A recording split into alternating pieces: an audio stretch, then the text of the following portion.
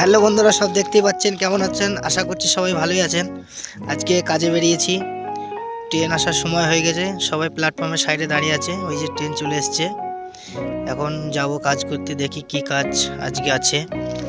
আমরা আছি আজকে মোটামুটি 5-6 জন 6-7 জন আছি। দেখুন ট্রেন লেগে গেছে, এই যে আমিও দাঁড়িয়ে আছি এখানে। তারপরে ট্রেনের দরজা লেগে গেছে, ভেতরে উঠে গেছি আমরা। এই যে ট্রেন দেখুন, এই যে আমাদের বস দাঁড়িয়ে আছে। এইসব অস্ত্রপাতি, সামনের ভিউটা দেখুন। ট্রেনের ভিতর থেকে পুরো জঙ্গল হয়ে গেছে এখন। এই যে আমাদের 2 নম্বর ক্যারেক্টার।